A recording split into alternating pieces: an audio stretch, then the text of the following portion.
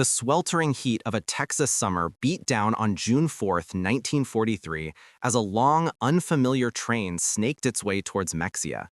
Aboard, crammed into repurposed passenger cars, were men whose worldviews were about to shatter.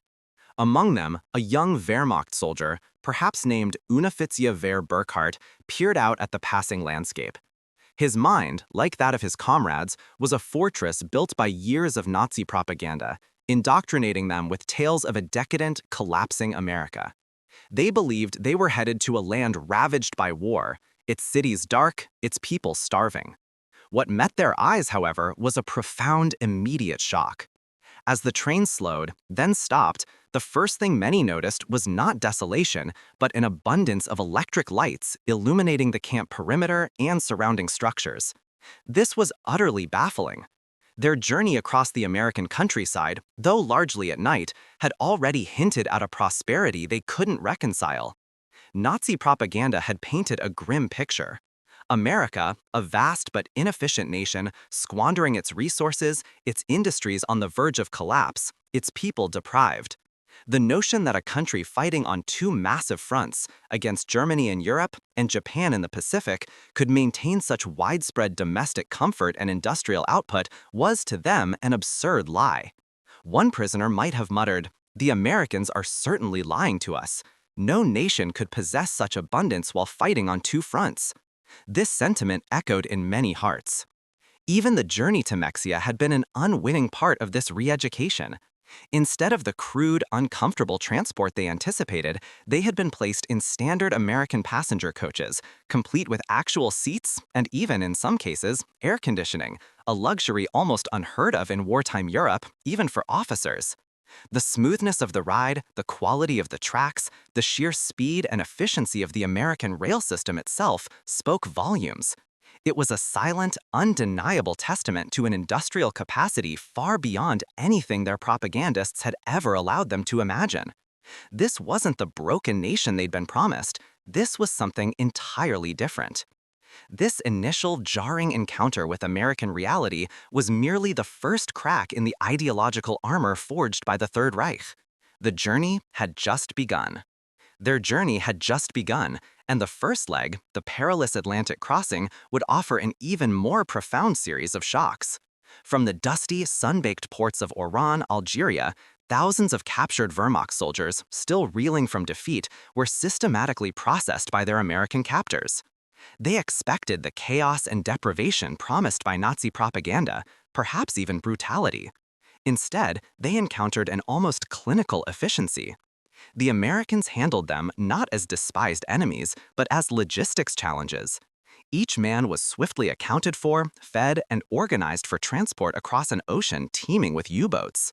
Boarding the vessels, many of these prisoners found themselves on the very ships that symbolized the colossal industrial might they had been taught to scorn, the Liberty ships. As a tactical analyst might note, the Liberty ship was not a sleek warship, but a marvel of wartime production. Designed for rapid assembly, these cargo vessels could be built in an astonishing 42 days, with some legendary examples completed in less than 5. They were the unsung workhorses of the Allied supply lines, churning out of American shipyards in an endless procession, defying every German boast about crippling Allied shipping. On board, the daily rations served to these despised prisoners were a revelation. Not the meager gruel or starvation diets they might have anticipated, but full, robust meals: meat, potatoes, fresh vegetables, coffee, and ample bread. This was the standard issue for American servicemen, a clear demonstration that even in wartime, the U.S. maintained a level of abundance unimaginable in a blockaded Europe. Many noted with incredulity and even disgust what they perceived as food waste. Uneaten portions, perfectly good bread, discarded by American sailors and guards who viewed such fare as commonplace. For men who had known scarcity, whose families faced rationing and privation, this casual disregard for food was not merely baffling, it was an indictment of everything they had been told about America's supposed economic fragility. How could a nation fighting a global war on two fronts, stretching its resources across continents and oceans, possess such an endless bounty? The very notion defied their deep-seated indoctrination. Each hearty meal, Each glimpse of a rapidly constructed ship, each instance of waste, chipped away at the carefully constructed edifice of Nazi propaganda. The Atlantic crossing, far from a simple journey, became a crucible where the first molten cracks appeared in the ideological armor of the Third Reich. As the trains carrying the last batches of German prisoners rolled into Norfolk, Virginia in August 1943, they were confronted with a sight that overshadowed even their initial impressions of America's industrial might. The Norfolk Naval Base was not just a harbor, it was a colossal testament to naval power. Sprawling like a city, a labyrinth of docks, dry docks, and shipyards teeming with countless vessels of every size. Battleships, destroyers, aircraft carriers, a seemingly endless fleet, lined the piers, undergoing repairs, refueling, or preparing to set sail. The sheer scale of it surpassed anything they had ever imagined. Nazi propaganda had portrayed America as a soft, decadent nation incapable of sustaining a war effort. Yet right before their eyes was irrefutable evidence of an industrial empire operating at full throttle with formidable power. But the discoveries didn't stop at military might. As their journey continued, the prisoners observed the civilian landscape around them. They saw ordinary Americans driving their own cars, hundreds, thousands of them, a luxury almost unheard of in wartime Germany, where rationing of fuel and war production had made private vehicles a rare sight. The abundance of personal transportation, even amid a global conflict, was baffling. And then there were the passenger trains, not the utilitarian, cramped cars they were familiar with, but sleek, comfortable ones, many even equipped with the cutting-edge technology of the time, air conditioning. These were not signs of a nation struggling to survive. They were symbols of a society enjoying a level of prosperity and comfort that was simply unimaginable from their narrow, propaganda-distorted worldview. Every car, every air-conditioned train car, every battleship in Norfolk became a nail in the coffin of the carefully constructed lies of the Third Reich. The narrative of a crumbling America, a nation too weak or too divided to wage war effectively, was systematically dismantled by the overwhelming, undeniable reality of what they witnessed. The bombastic claims of Goebbels and Hitler, once absolute truths, now rang hollow and absurd against the backdrop of America's wealth and power. The seeds of doubt, first sown by the food and the ships, began to sprout into a profound ideological crisis. The crisis of ideology, once a nascent flicker, was about to be fanned into an inferno.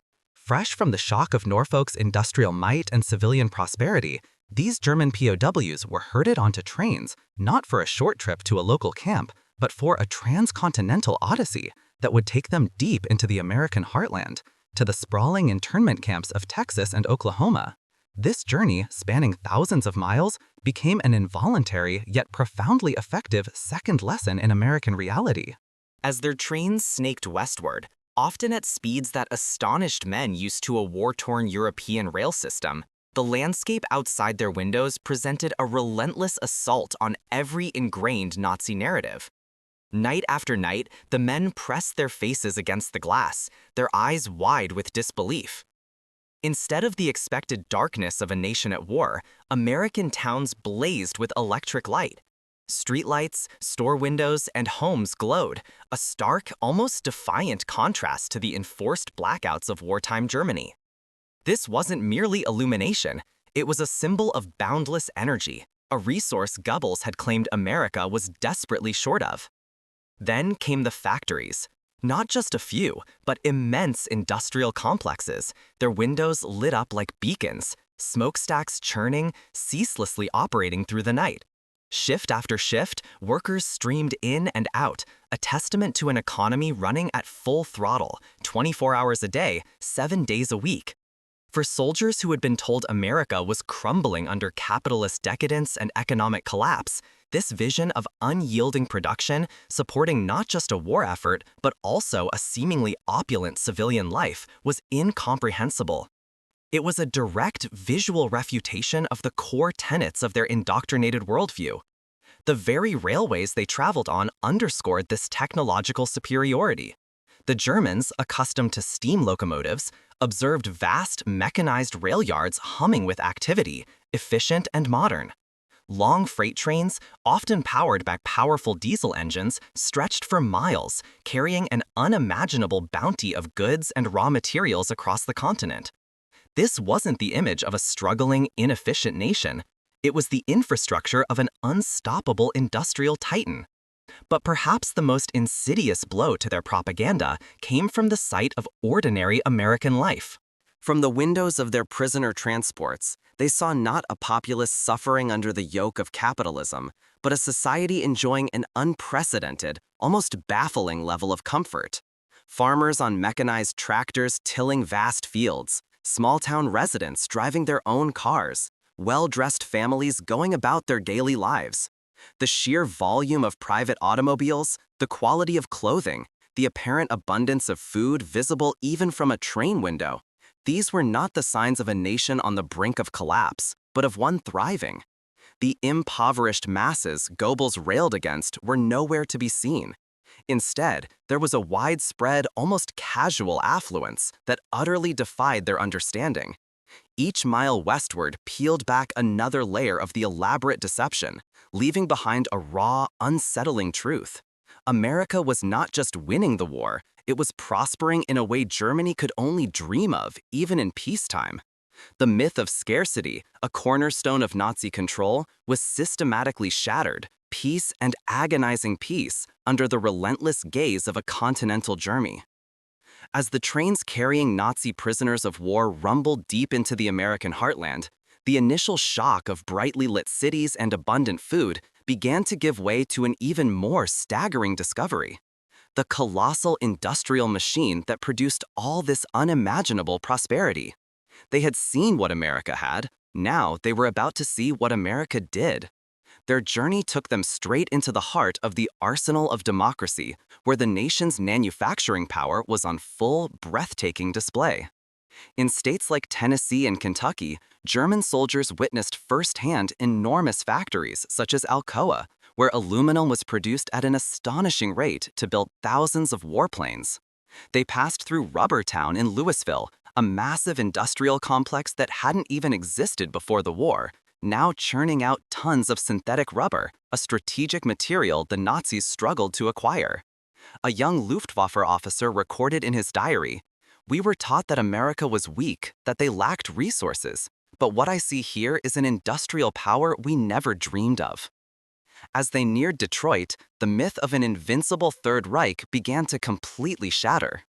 At Ford's legendary Willow Run plant, the prisoners witnessed an unbelievable sight: a complete B-24 Liberator bomber rolling off the assembly line every 63 minutes. The entire factory was so vast it could house a small army, with conveyor belts moving ceaselessly, transforming raw materials into complex war machines with unprecedented efficiency. This wasn't just a factory, it was a symbol, a powerful statement of America's limitless production capacity. And it wasn't just the factories. As the trains rolled through the vast agricultural regions of St. Louis and Kansas City, the prisoners saw endless mechanized fields, massive grain elevators towering against the sky, and cattle feedlots so enormous they were unimaginable in wartime Europe. The food supply was so plentiful that the prisoners, accustomed to strict rationing back home, were astonished by the sheer abundance they witnessed. This was an America that Nazi propaganda had distorted or completely ignored. A nation not only capable of fighting a two-front war, but also of feeding its large population and its prisoners with surplus, all while producing a volume of wealth and weaponry unprecedented in human history. The raw truth of American industrial power began to sow the deepest seeds of doubt in the minds of the Nazi soldiers. Having witnessed the sheer, bewildering scale of American industry and the seemingly endless bounty of its civilian life, the German prisoners of war were about to confront another profound challenge to their indoctrinated beliefs: the reality of their own captivity. Inside the barbed wire fences of places like Camp Hearn, Texas, a different kind of truth unfolded, one that spoke volumes about American values and capacity. The conditions they encountered were utterly at odds with Nazi propaganda, which had depicted American camps as brutal, unsanitary dungeons. Instead, they found well-maintained barracks, often equipped with luxuries unheard of for many ordinary Germans, even in peacetime. Flush toilets, a symbol of modern sanitation, were standard, and the simple yet profound comfort of hot showers became a daily ritual, washing away not just grime, but also layers of ingrained preconceptions. Medical care, too, was nothing short of astonishing. Doctors, frequently American military personnel, administered treatments with a level of sophistication the German soldiers had rarely seen, even at home. Penicillin, the revolutionary antibiotic, was readily available, saving lives and curing infections that would have been fatal on the brutal Eastern Front. This wasn't merely humanitarianism, it was a stark demonstration of American scientific prowess and a deep-seated respect for human life, regardless of allegiance. But perhaps the most striking revelation came at mealtimes. The propaganda had painted America as a nation struggling, its people starving under the burden of a two-front war. Yet here, in captivity, the German POWs were fed meals that bordered on opulent. Fresh meat, vegetables, bread, and coffee were served in quantities that seemed almost sacrilegious to men who had known the lean, often meager rations of war. Diaries from these prisoners frequently spoke of their utter disbelief at the abundance, and more strikingly, the waste. Leftovers, perfectly edible, were routinely discarded, a sight that simultaneously appalled and enlightened men accustomed to the severe scarcity of wartime Germany. This constant, undeniable display of plenty, even amidst a global conflict, chipped away relentlessly at the carefully constructed edifice of Nazi lies. By September 1943, as the initial shock of arrival wore off, a new phase of the re-education campaign subtly began: the labor programs. Thousands of German POWs, many still clinging to their ingrained Nazi ideologies, were put to work, primarily in the vast agricultural fields and burgeoning industrial complexes across the American heartland. This wasn't merely about utilizing their manpower, it was a deliberate, yet often indirect, exposure to the very fabric of American society and its unparalleled economic might. As these former soldiers, accustomed to the more rudimentary farming methods of Europe, found themselves tilling acres of cotton, harvesting sugar beets, or working in massive canning factories, they encountered a reality that shadowed every one of Goebbels's carefully constructed lies. They witnessed firsthand the advanced mechanization of American agriculture: gargantuan tractors pulling multiple plows, self-propelled combine harvesters effortlessly clearing vast fields, and automated irrigation systems. The sheer scale and efficiency were incomprehensible to men who had been told America was a decaying, inefficient Jewish capitalist state. One astonished prisoner wrote home, betraying a dawning realization that contradicted years of propaganda. But it wasn't just the fields and factories that spoke volumes. The prisoners were often housed in temporary camps or facilities near their workplaces, allowing them glimpses into rural American life.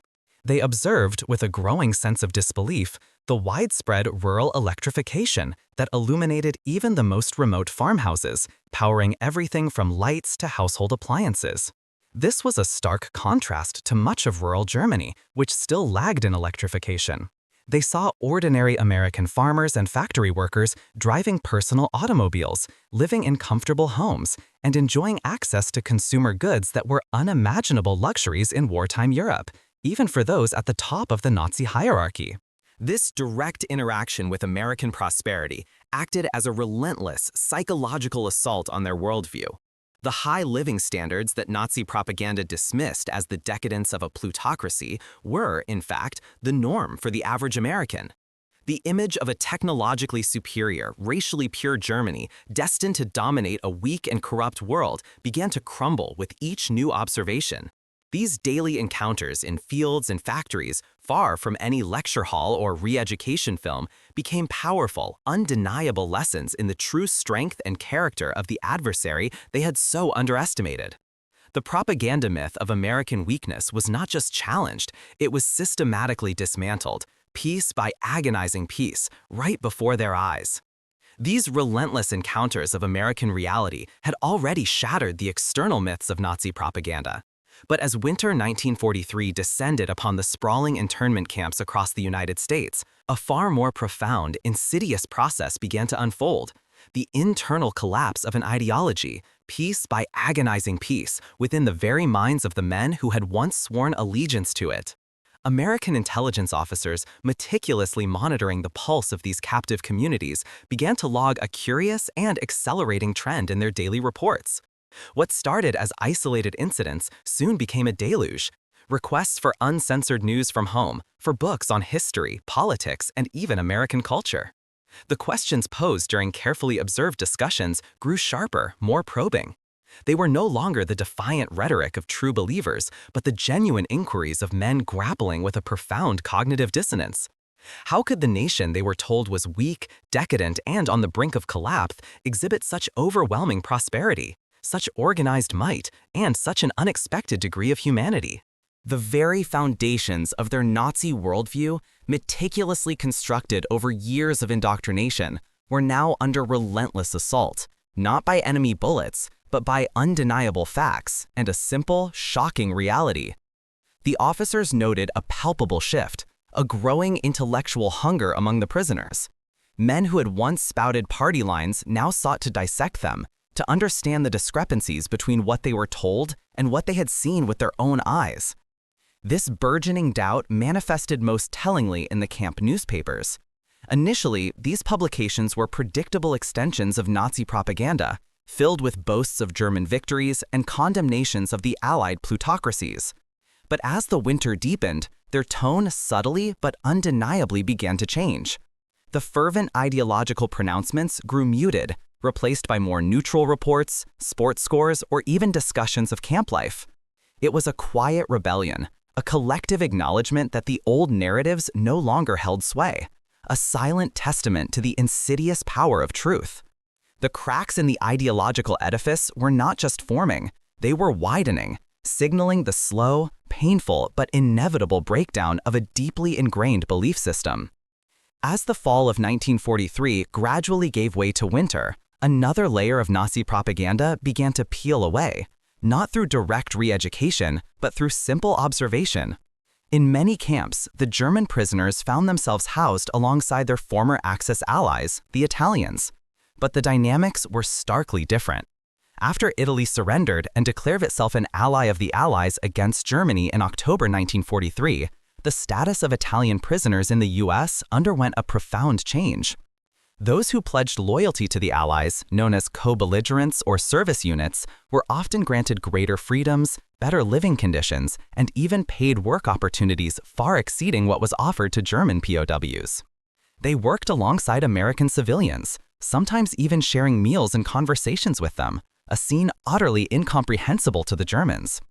These were the Italians, deemed racially inferior according to Nazi doctrine, yet treated with a level of respect and integration that contradicted every tenet of their propaganda. The master race watched as those considered lesser received privileges they could only dream of, forcing them to pose silent, uncomfortable questions about their deeply ingrained beliefs in racial purity and superiority. Then came Christmas, a holiday laden with emotion and anticipation, even in captivity. The German prisoners, steeped in propaganda depicting Americans as cold, materialistic, and utterly devoid of compassion, anticipated a bleak and indifferent affair. What they received instead was nothing short of a shock. Communities across America, driven by a spirit of generosity and, perhaps, simple Christian charity, began sending unsolicited gifts to the POW camps. Packages arrived filled with small comforts, cigarettes, candy, socks, books, and even handmade scarves. Local churches, civic organizations, and even individual families often adopted a camp or even specific prisoners, ensuring that these men, enemies though they were, experienced an unexpected kindness. For many, it was the first time they had received a gift from a stranger, let alone an enemy. This profound gesture of goodwill shattered another pillar of Nazi ideology. The enemy was not the monolithic, ruthless entity they had been taught to despise. They were people capable of empathy and generosity, extending a hand to help even those who had sought to destroy them. The stark contrast between the dehumanizing propaganda and the profoundly human reality they encountered eroded their convictions, leaving a void where hatred had once reigned, now slowly filling with doubt and the faint stirrings of gratitude. The unexpected kindness and material abundance were potent antidotes to Nazi dogma, but they were merely the overture. To truly dismantle an ideology forged in lies, America understood it needed to offer something more profound: the unvarnished truth, the power of knowledge, and the tools of critical thought. Thus, in early 1944, a new, more deliberate phase of re-education began. These were not indoctrination camps, but rather environments designed to foster independent thinking, to expose minds to ideas previously forbidden or distorted. Libraries, once sparse, now swelled with books, not just technical manuals, but works of literature, philosophy, history, and crucially, uncensored news from both sides of the Atlantic. German POWs, many of whom were educated men, devoured everything from Goethe and Schiller to American authors, grappling with narratives and perspectives that shattered their preconceived notions. The sheer volume of accessible information, a luxury denied to them under the Third Reich, was a revelation in itself. But perhaps the most striking element of this intellectual offensive was the lecture series. Esteemed academics, some of them German Jewish refugees who had fled Hitler's regime, now stood before their former countrymen. Imagine the scene. A former SS officer or a staunch Wehrmacht loyalist listening to a man whose family was likely annihilated by the very ideology he had once championed, calmly explaining the principles of democracy, the flaws of totalitarianism, and the true history of the world they thought they knew. These lectures weren't aggressive polemics, but reasoned arguments presented with academic rigor that forced a confrontation with uncomfortable truths. Beyond the academic, there was also the cultural immersion. American films became a regular feature, offering a window into a society vastly different from the one depicted by Nazi propaganda. Gone with the Wind, with its sprawling narrative of love and loss amidst a nation's upheaval, showcased a complex human side of American history, far from the monolithic enemy image. And perhaps even more profoundly, The Grapes of Wrath, a stark portrayal of poverty and resilience during the Great Depression, revealed a nation unafraid to examine its own imperfections, to acknowledge hardship and struggle, yet still embody an underlying spirit of perseverance and human dignity. These films subtly chipped away at the caricatures of a decadent, weak America, replacing them with images of a dynamic, self-critical, and ultimately resilient society. These carefully curated experiences, the freedom of information, the direct challenge to dogma from credible voices, and the unfiltered glimpses into American life were designed not to force a new belief, but to provide the intellectual scaffolding for critical thinking.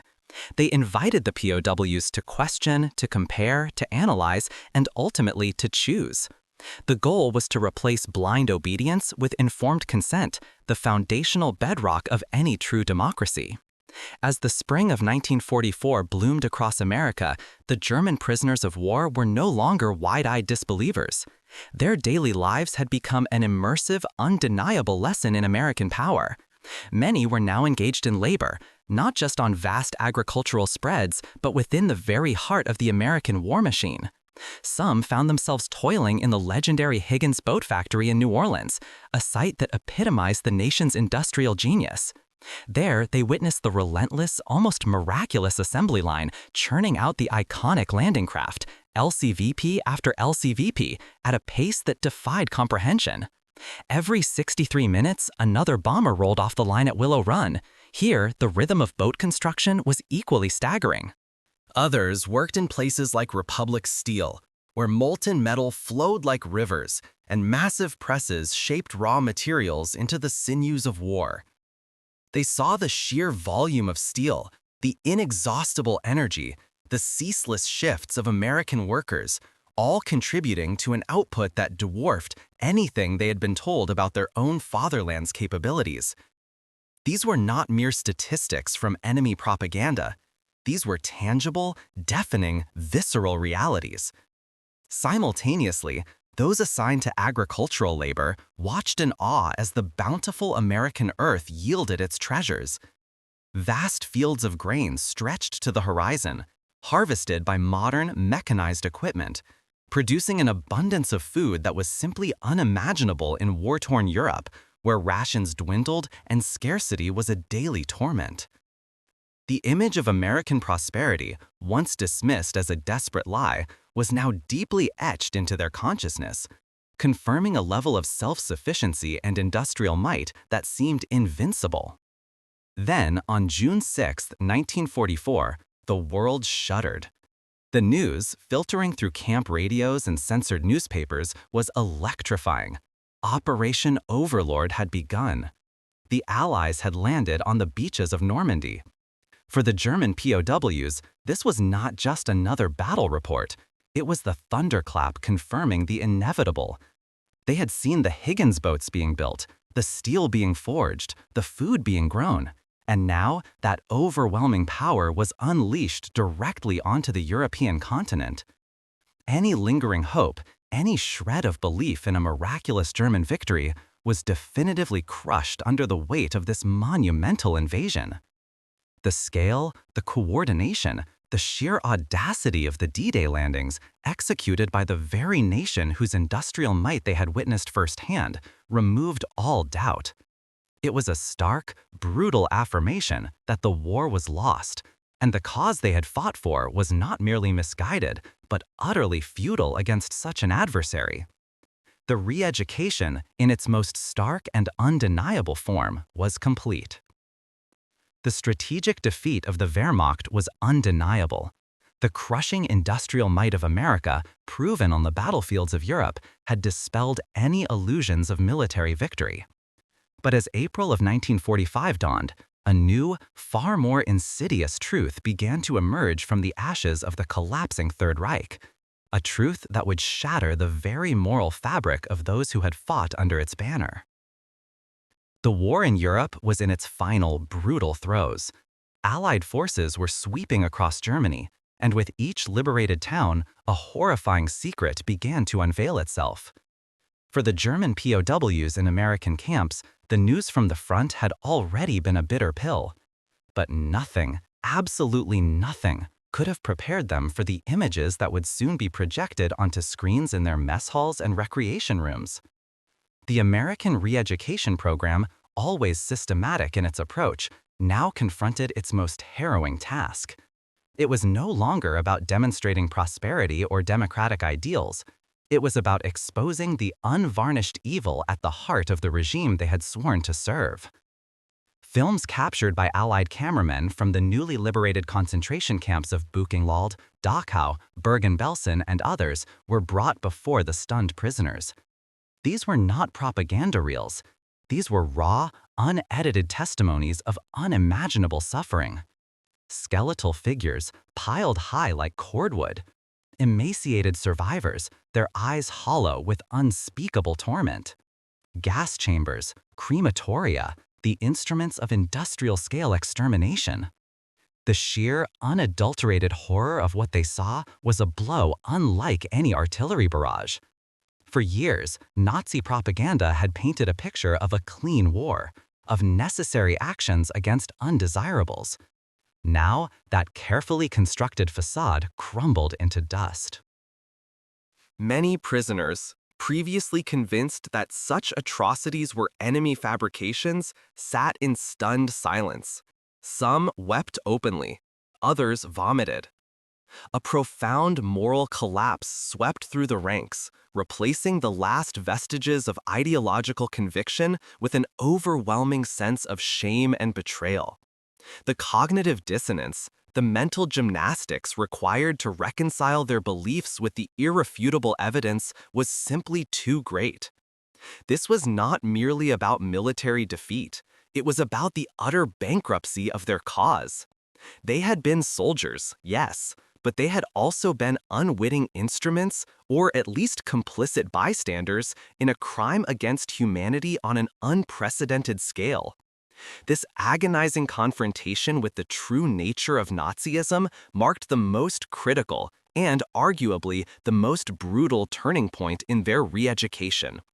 It was the moment when the last flicker of loyalty to the swastika was extinguished, replaced by a horrifying realization of the evil they had served and the urgent need for a new moral compass. As the final gunshots echoed across Europe in May 1945, a new, harsh reality dawned on the German prisoners of war in America. The war they had fought had ended in defeat. Their homeland lay in ruins, devastated and exhausted after Allied bombings and years under totalitarian rule. These men, once proud soldiers of the Third Reich, now faced not a triumphant return, but a journey back to a landscape of rubble and despair. But America did not simply send them back to chaos. America was equipping them to rebuild. The final phase of the re-education program shifted focus from dismantling ideology to practical empowerment. Recognizing that these men would play a crucial role in reconstructing a democratic Germany, the U.S. government transformed POW camps into genuine vocational schools. Carpenters, masons, mechanics, electricians, essential skills for rebuilding ravaged cities were taught meticulously. Workshops buzzed with activity as former soldiers learned to wield construction tools instead of instruments of destruction. Agricultural education also became paramount. Having witnessed firsthand the efficiency and astonishing abundance of American farming, they were now instructed in modern techniques, crop rotation, and efficient livestock management, knowledge vital for feeding a starving nation. Beyond mere practical skills, a deeper understanding was being cultivated. The concept of the Marshall Plan, though still in its infancy, was introduced through lectures and discussions. They learned of America's unprecedented commitment to Europe's economic recovery, a stark contrast to previous punitive treaties. This was not just aid, it was an investment in peace, stability, and democratic ideals. These former POWs, many of whom had come to believe America was a decadent, weak, and racially inferior nation, now grasped the true scale of America's industrial power, humanitarian spirit, and steadfast faith in self-determination. They were no longer simply repatriated soldiers. They were being trained to become future citizens, agents of reconstruction, tasked with raising a new democratic Germany from the ashes of the past. Their hands would not only rebuild infrastructure, but also help lay the foundations for a new society, guided by principles they had reluctantly come to admire. The ships that carried these men back across the Atlantic did not merely transport bodies, they delivered architects. No longer prisoners of war, but agents of change. These former Wehrmacht soldiers, once fervent believers in a totalitarian ideology, returned to a shattered homeland tasked with an extraordinary mission: to raise a new, democratic Germany from the ashes of its past. The lessons learned in the dusty camps of Texas, the bustling fields of the Midwest, and the re-education classrooms were not forgotten. They became the bedrock of a nation's rebirth. Many who had once sworn allegiance to the swastika now dedicated their lives to building democratic institutions. Some became civil servants, applying the principles of transparent governance and community participation they had observed in American towns. Others, having witnessed the unparalleled efficiency and innovation of American industry, took leading roles in the economic reconstruction, transforming factories that once built tanks into plants producing cars and consumer goods. The understanding of a robust, independent press, once dismissed as propaganda, now guided the establishment of new newspapers and media outlets, fostering open dialogue and critical thinking. The transformation was profound, not just in policy, but in spirit. It was a testament to the power of exposure, empathy, and the quiet, undeniable strength of an alternative vision. Decades later, at a poignant reunion in 1985, a former Wehrmacht corporal, by then a respected mayor of a thriving West German town, stood before his comrades. His voice, carrying the weight of history and the pride of a hard-won redemption, articulated the collective journey. "We arrived in America," he recounted, "as soldiers of a lie, our minds clouded by hatred and delusion. But America did not meet us with vengeance, it met us with a mirror. It showed us a world built not on conquest, but on prosperity, not on racial purity, but on the dignity of every individual, not on absolute power, but on the messy, yet ultimately resilient, power of the people." He continued, his gaze sweeping across the faces of men who had shared his improbable journey. "What we saw, what we learned, changed us fundamentally. We understood that true strength lay not in military might alone, but in an abundance of spirit, a respect for humanity, and an unwavering commitment to freedom. We returned home not as defeated warriors, but as reluctant students, now eager teachers, ready to build a new Germany from the foundation of those very principles. We became the architects of our own democratic future, inspired by the very nation we had once sought to destroy. His words were a powerful echo of the silent revolution that had occurred in the heartland of America, where enemies were transformed into allies and the seeds of democracy were sown in the most unlikely of soils. The story of the German POWs in America is more than just a footnote in history. It is a profound testament to the power of transformation. Over 370,000 German soldiers, once indoctrinated and fiercely loyal to a totalitarian regime, passed through the American re-education camps. They arrived as enemies, convinced of their ideological superiority and the imminent collapse of the decadent West. They left as something profoundly different. What truly disarmed these hardened warriors? It wasn't merely the overwhelming force of American arms on the battlefield, though that certainly played its part. No, the ultimate weapon in this campaign for hearts and minds was far more subtle, yet infinitely more potent. America's own prosperity, its unwavering humanity, and the inherent strength of its democratic values. The sheer abundance of American life, the industrial might that churned out tanks and planes while simultaneously feeding and sheltering its citizens and its prisoners, systematically dismantled the Nazi myth of a weak, materialistic foe. The humane treatment, the medical care, the respect for dignity, even in captivity, shattered the brutal tenets of Nazi ideology. And the exposure to democratic principles, to free thought, to the possibility of self-governance and individual liberty, offered a compelling alternative to the rigid dogma they had been fed. These former adversaries, through the quiet, persistent witness of American exceptionalism, became the very architects of a new, democratic Germany. They returned home not as broken men, but as agents of change, carrying with them not just memories of defeat, but the seeds of a different future. The re-education program was not just a wartime tactic, it was a blueprint for peace, proving that even the deepest ideological divides can be bridged, and that true strength lies not in conquest, but in the power to inspire hope, dignity, and a shared vision for a better world.